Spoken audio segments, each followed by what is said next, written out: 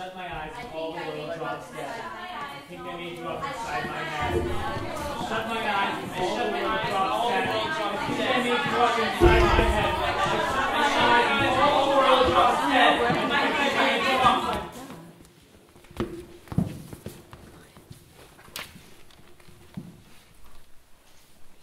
Sylvia.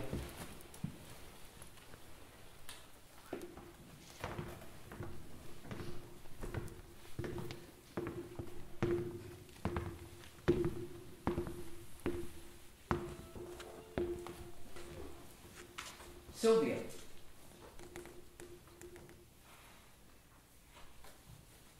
May I ask, what are you thinking?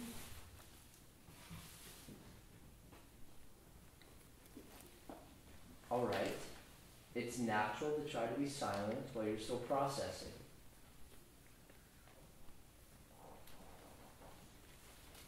At some point, I'd love to get some insight into what you're thinking. I'm here to listen to you, Sylvia. We're going to need to be comfortable enough to discuss everything, to make sure you understand how valuable you are to the people in your life, to make sure this doesn't ever happen again, Sylvia, to try to find something more than just some semblance of happiness in your life. Is that your diary?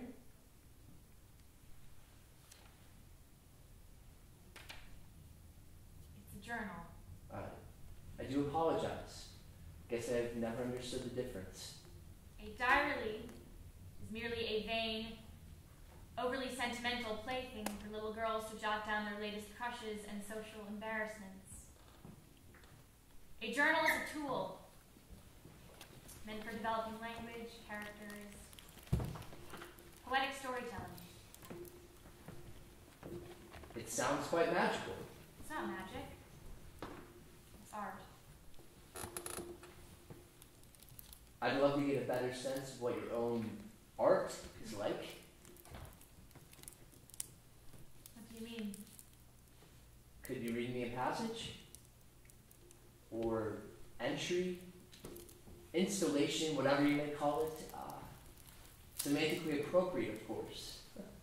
I'm not sure I'm comfortable with that. Why is that?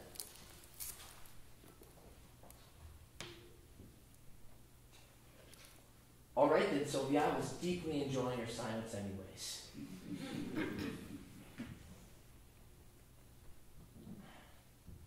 I'm sorry, Sylvia. I just hope you know I'm here to help you without any judgment. I can guide you through what happened. Help fix you. But only if you let me in. That's all I was trying to get at.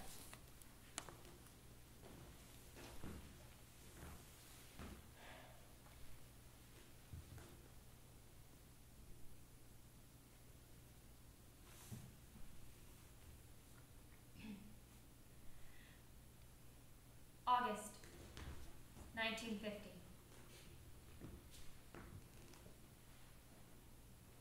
I should warn you, my words aren't perfect. I never expected them to be. Please. August 1950. Tonight, for the moment, all was at peace inside.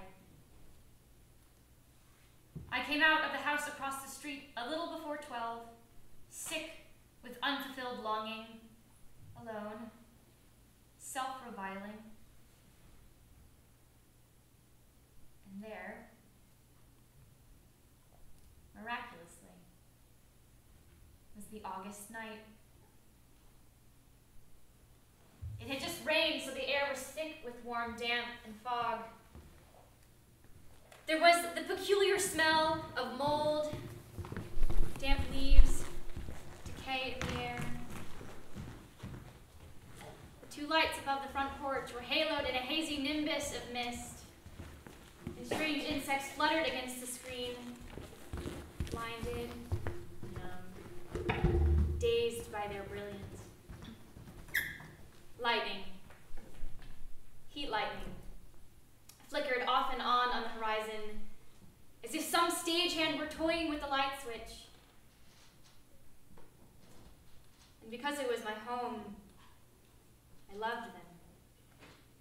Is it too late to tell you to stay home? Yes, Warren. It's not fair. I know. The headlines will read, "Local girl deserts little brother as she takes on new life at Smith College." Must you try to make me feel bad? This is my way of telling you that I will miss you. Miss you too, Warren. You're wrong. You're going to be too busy with your fancy new school and fancy new friends. Stop it, Warren. And you know that's not true. I know. I know. I'm excited for you, Sylvia. Jealous, but excited. God, I wish I could follow you there. See you excelling past this place. There's a glimmer in your eye when you speak of shifting on. There's a tremble in your voice with the thrill of being gone. My selfish inclination is to beg you not to go, but free from limitations. You must thrive and you will grow. Sylvia, your future's bright and free, no longer smothered by your past. Renewed sensations are the key. Happiness within your reach. Plunge into the strange world of the new college girl.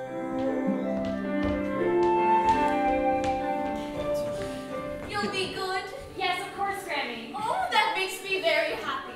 You make me very happy, Sylvia, my favorite granddaughter. I remember the day. Grammy, sorry, may I ask you a favor?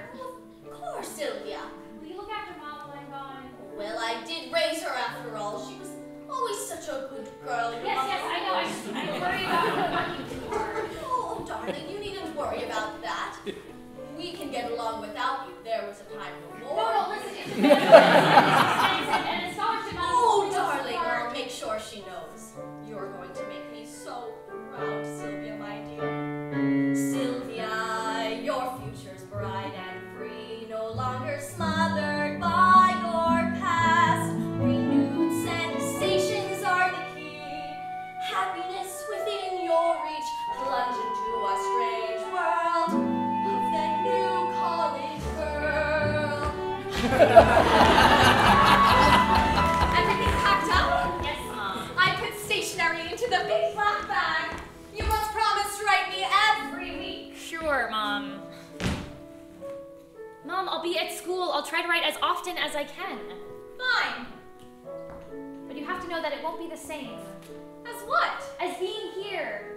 Look, something happens to you and you go to write it down. You either over-dramatize it or underplay it, exaggerate the wrong parts or ignore the important I ones. know I will not be getting all the details, Sylvia. It's important that I hear from you, though. I won't be able to check up on you. Yes, but at any rate, you never quite write it the way that you want to. Oh, Sylvia, I'll take any bits of your prolific writing that I can, all right? Yes, Mom. I can't believe my baby girl is going to college. Sylvia, your father would be so proud of you. Yeah. He'd be so proud. I'm so proud, my darling. And the time has finally come when my darling moves away. I'm your mother, it's my urge. Wish I just begged you to stay. Baby girl, your talent's growing, and what's next can be contained. No fear of imperfection. You'll be free, you'll attain. Sylvia, your future's bright and free. No longer smothered by your past. Renewed sensations are the key. Happiness within your reach. Plunge into a strange world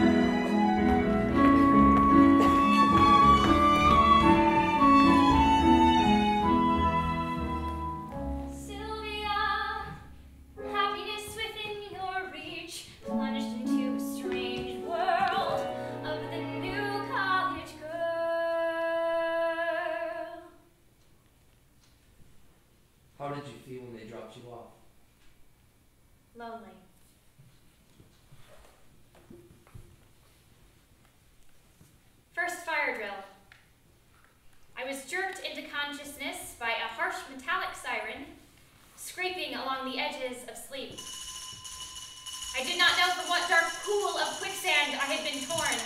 I thought first, my alarm clock had gone at the wrong time. I ran frantically to turn it off, prodded by the inhuman screams of the siren. Then I knew.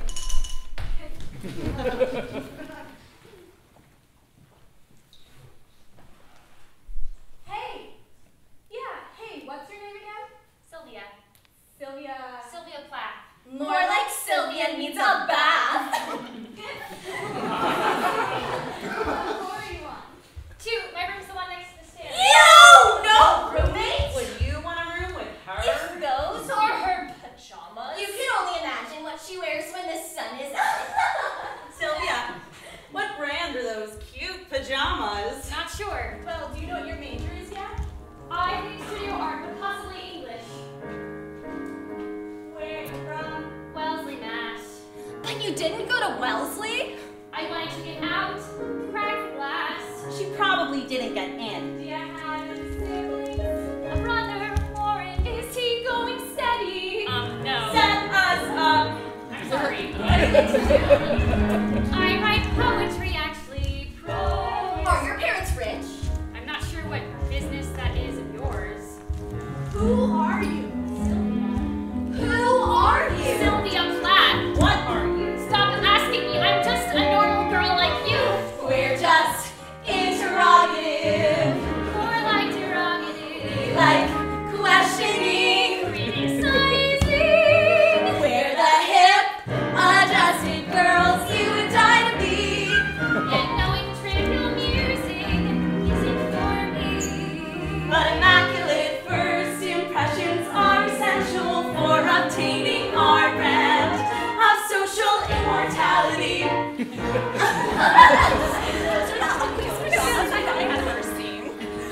We pretend that it's fine, that we care about who we date, more than the work we're assigned, content with our cliches. You'd imagine us studying, giggling, building up knowledge. Yet our hypocritical portraits of a mid-century women's college. We're the hip, adjusting girls you would die to be. Yet knowing trivial musing isn't for me. But immaculate first impressions are essential for obtaining our brand of social immortality. You'll be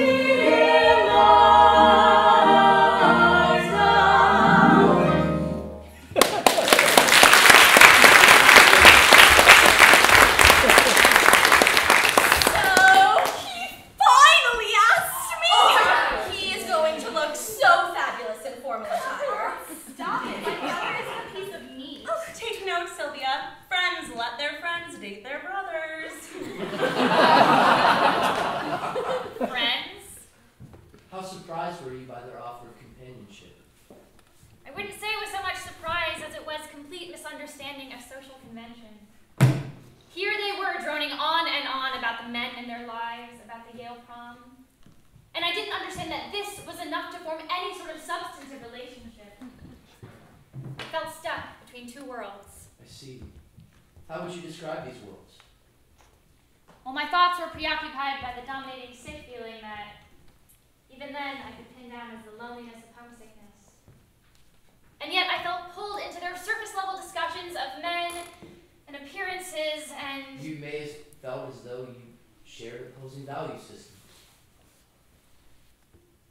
Well, even I hate to admit that I cared too deeply about the subjects they occupied their time discussing. I most simply felt inadequate in comparison. Who was I? Felt utterly lost in this new place, trying to piece together what it felt like before. What it felt like? What it felt like to love being me. I vowed I wouldn't try to escape myself by losing myself in artificial chatter. It's not gonna be touch.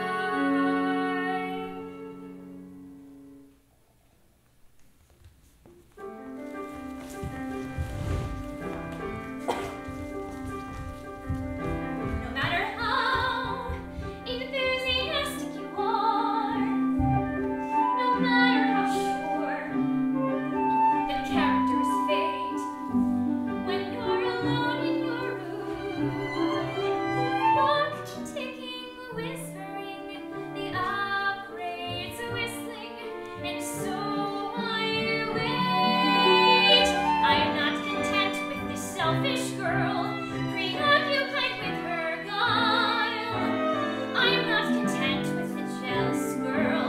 Can she write a damn thing worth a while? So pick yourself up, don't gape in horror at the time of your life. You can finally leap forward before it goes by. No one can blame me for being alive.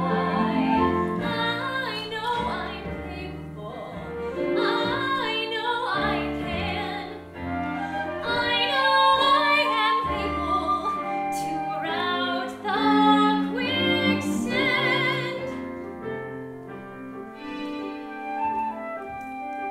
But I'm jealous of those who think better, who write better, draw better, ski better, look better, live better, love better. I have so much to live for, and yet I want to be everyone but I know I'm capable. I know I can. I know I'm able to rout the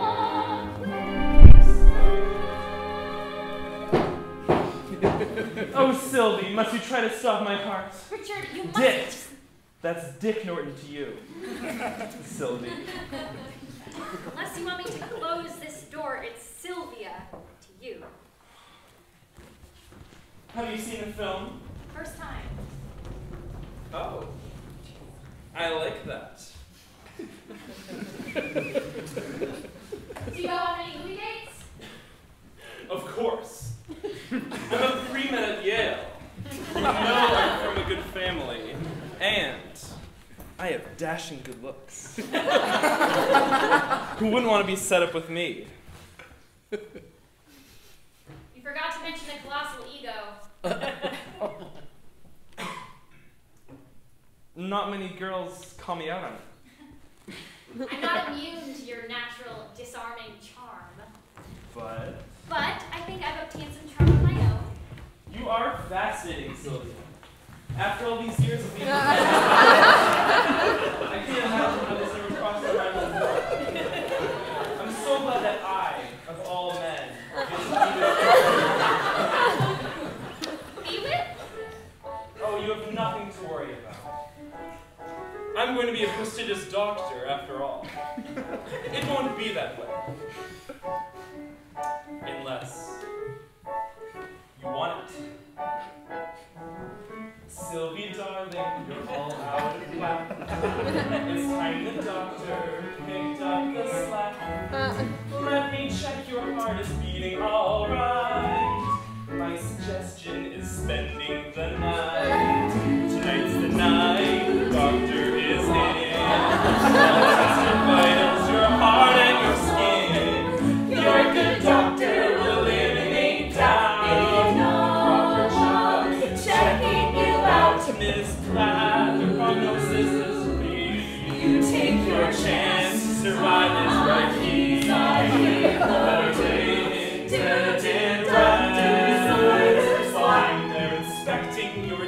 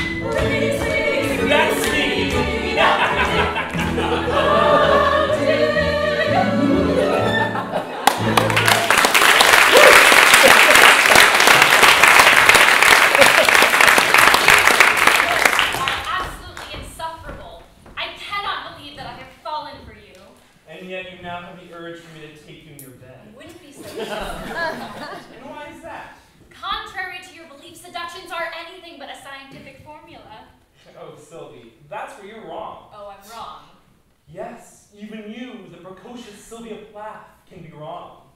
Oh, I do apologize. If I'm wrong... And you are? If I'm wrong, then feel free to offer up your own source of wisdom, Richard. It's Dick. And what I meant to say is that my studies have proven that the scientific method is the only way to sort out the workings of our world. And you're under the impression that mere words can sort out the intricacies of our existence? Oh. And that isn't to say that I don't like your words, Sylvie. But how much do they really solve? I think you'd be surprised, Richard. I think there's a reason that editors continually publish my work, and that reason has nothing to do with science. Well, you see the world differently, Syl. I know. But I'm infatuated with you nonetheless. I know. And that should count for something. I know. Just know. The eloquent girl's singular response is, I know. I know that I don't understand why you, foolish creature, keep me up at night. Silence. I'm sorry. I love the way you challenge me. You stun me, you mystifying phenomenon. Who is Sylvia? What is she? Shakespeare. Two Gentlemen of Verona. Even I can appreciate an extraordinary poet. Did you believe him? I still do. I'm very fond of the time we spent together off and on through the years. Were there other men in the meanwhile? Honestly, I wouldn't know where to begin. I was on a hunt, if you will. Sylvia, I could tease it out of you, or you could choose some experiences that you'd like to share.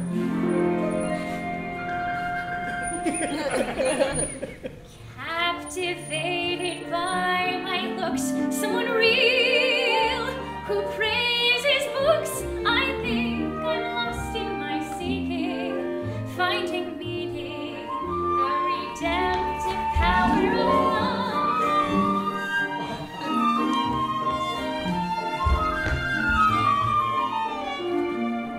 Bill Gallup. I met Bill at a party where he rescued me from a sea of smoky smiles and pseudo-intellectuals. We talked in his room for hours about religion and philosophy. At the end of our first date, all the couples around us were kissing.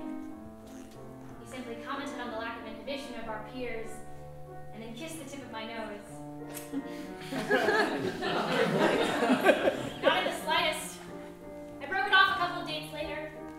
He fit the part so perfectly. I needed an earnest, sweet boy. But our second date was far less enchanting. I even fell asleep during our conversation. He was safe, comfortable, and once that didn't fix me, I moved on to someone quite the opposite.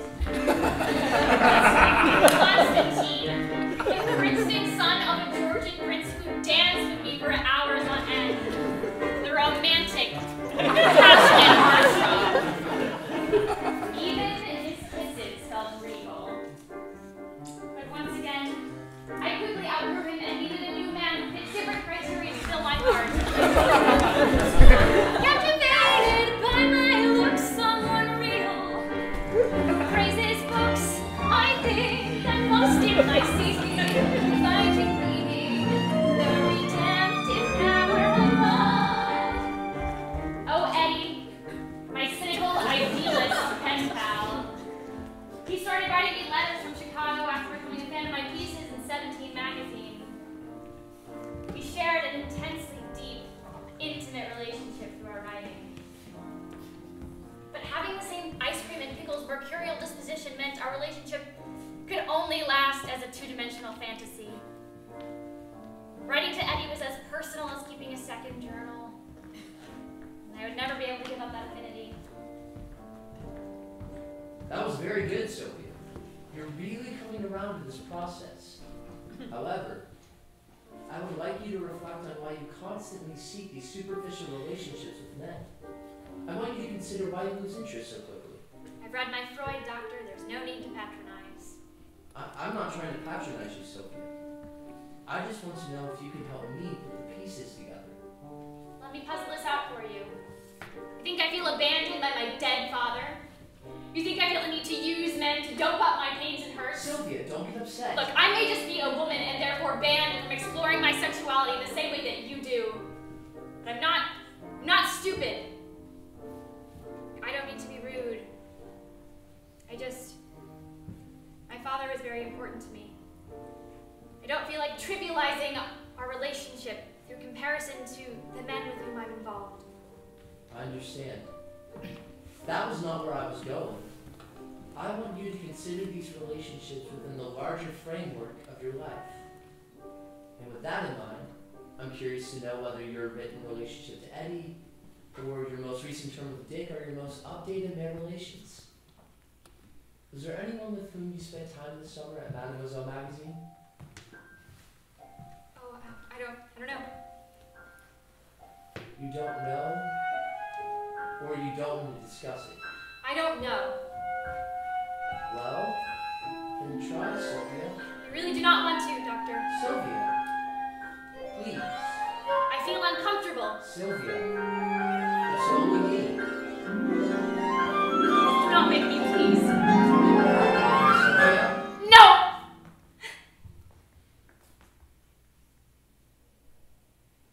Sylvia. You're okay, Sylvia. I'm here.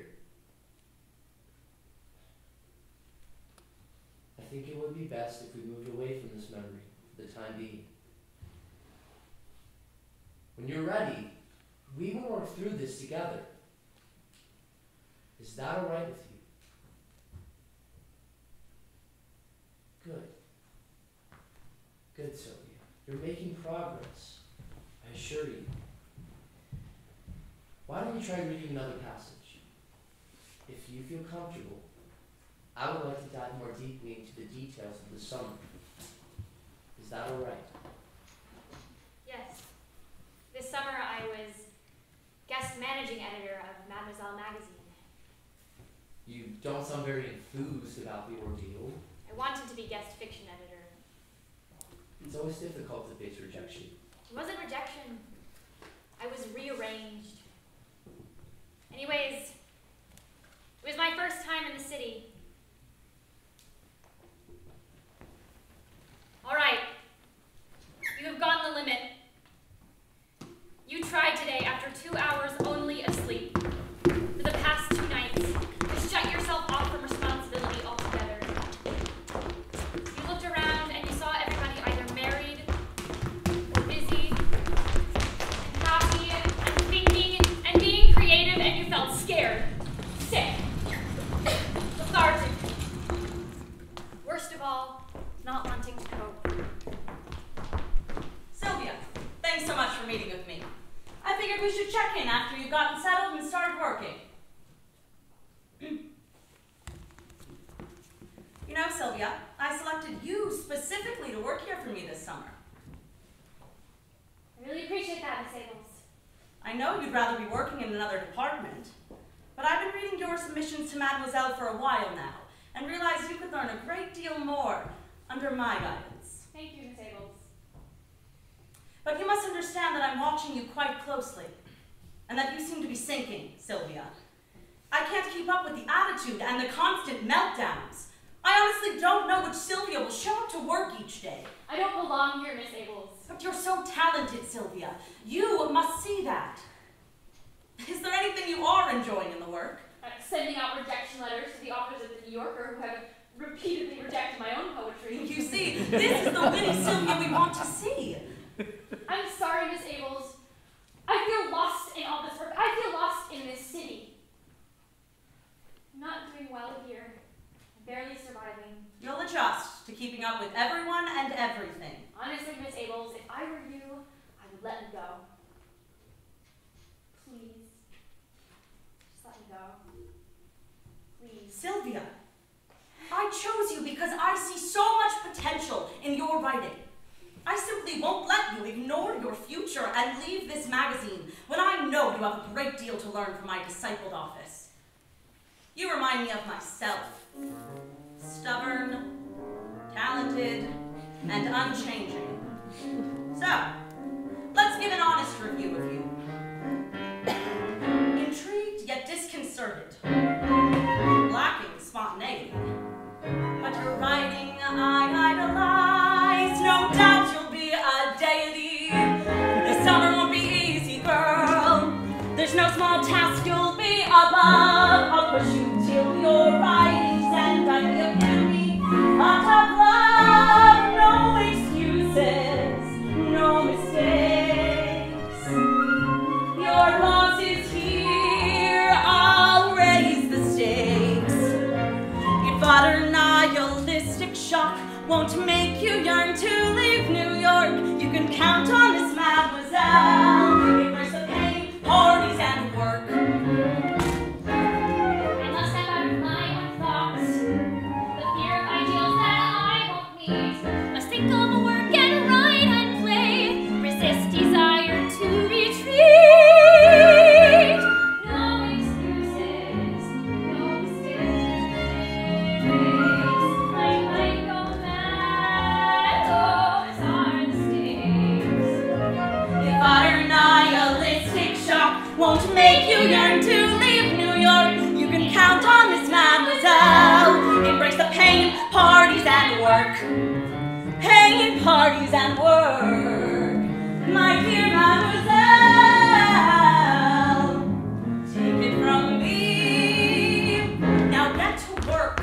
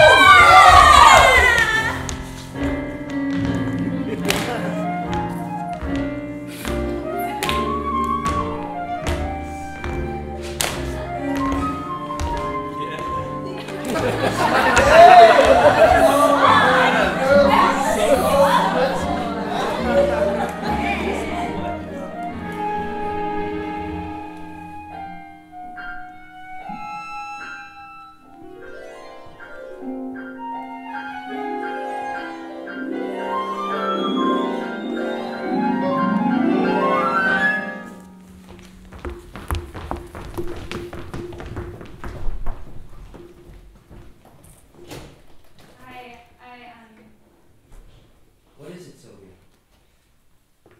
Stopped writing in New York. I'm out of entries. Why did you stop? My words dried up. Well, can you write them now? I'm sorry. Can you write what happened for me? You found so many words in this session, Sylvia. It wouldn't hurt to find a few more.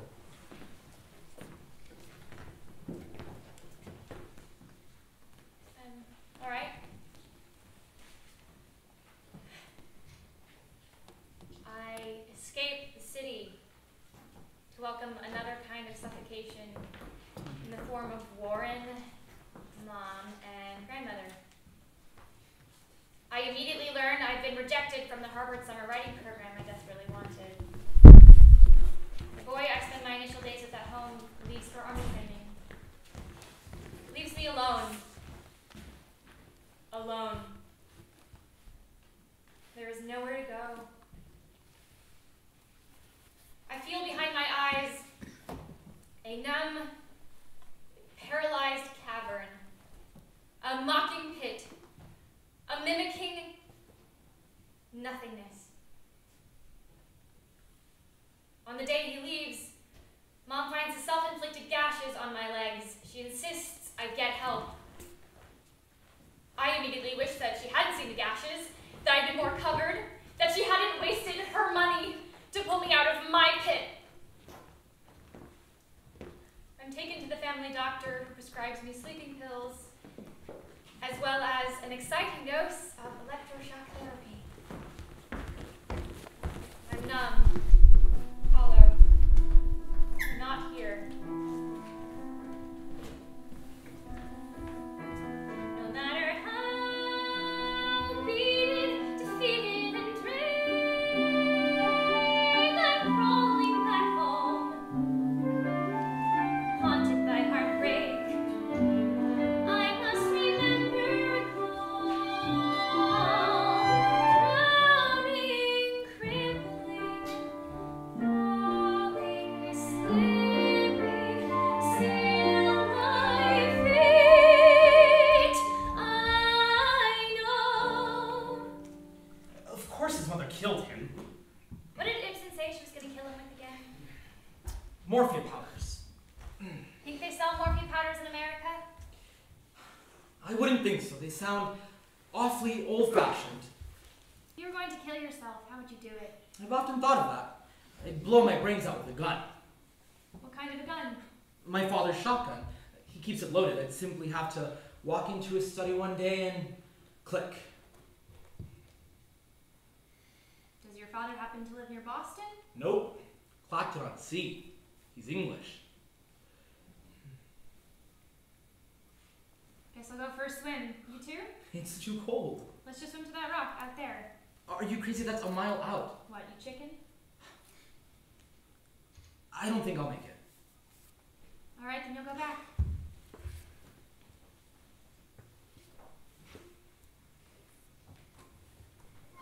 I won't be able to make it.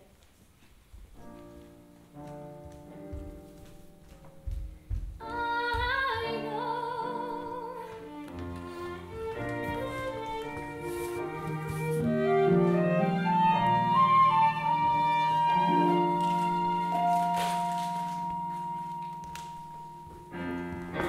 I know I'm not able to get out the quicksand.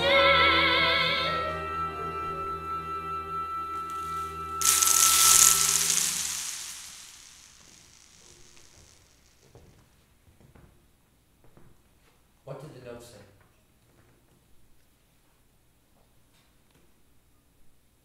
I'd gone on a walk. We wouldn't be back for a day or so. I thought I'd convinced them. With what? My words.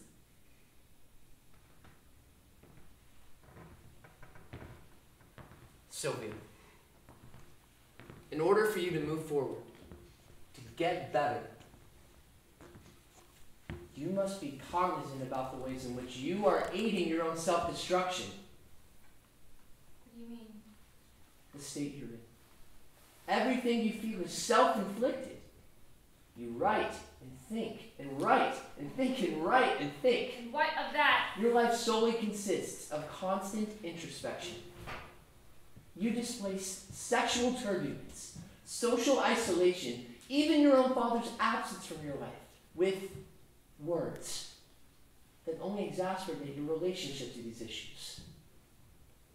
What precisely are you trying to say? Sylvia, your words have become a tool for avoiding the world around you. They become a reflective weapon, amplifying your sense of hopelessness and plunging you deeper into despair. I don't want to listen to this, Doctor. Sylvia, writing cannot be your cure. No, Sylvia. Words will let you endure. You must end this toxic, ending sorrow, mistake, measuring feelings from the drain, delusions are printed permanent, won't mend your screaming pain.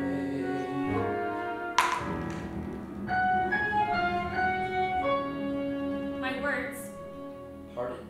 How do you know my words? I'm not sure I quite understand, Sylvia. You were using my words.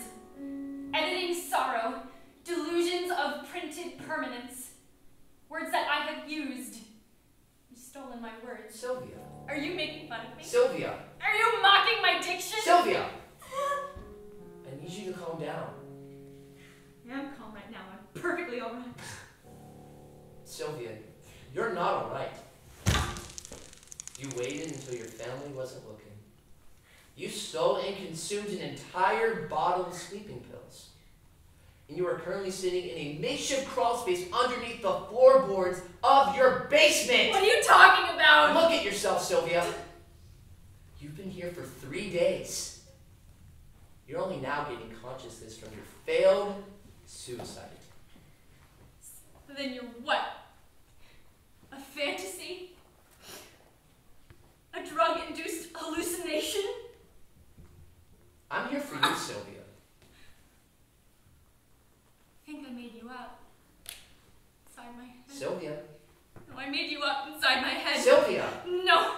I need to go. I don't need you. I don't need your help.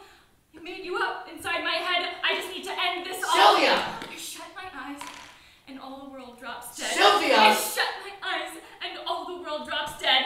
I shut my eyes and all the world drops dead. Sylvia! I shut my eyes and all of the world drops dead. Sylvia? Sylvia! Oh my God, Sylvia! Mom! Mom! I can help you, Sylvia. No, please just let me go. I am here for you. No, Sylvia, it's me. Look, it's me. It's Warren. It's your brother, Warren. I heard you screaming from upstairs. Sylvia, please. He's stuck in my mind. Get him out of my words. Sylvia. Writing cannot be your cure.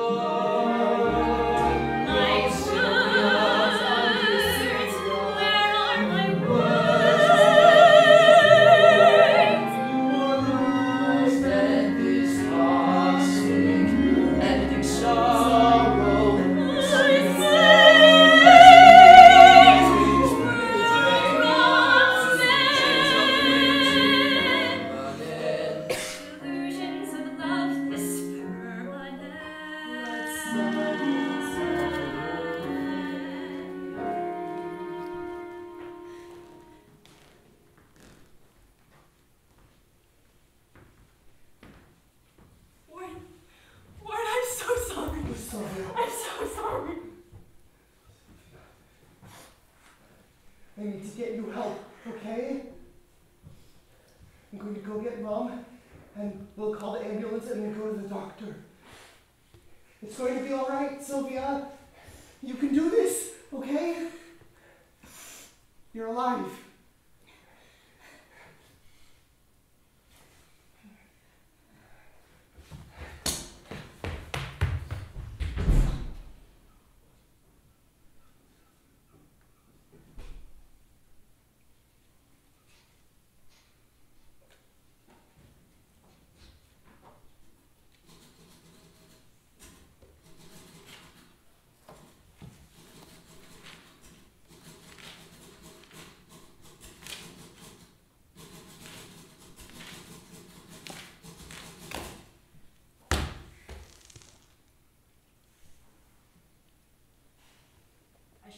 I shut my eyes and all the world drops dead. I think I need to go inside my head. I shut my eyes and all the world drops dead. I think I need to drop inside my head. I shut my eyes and all the world drops dead. I think I need to drop inside my head. I shut my eyes and all the world drops dead. I think I need to drop inside my head.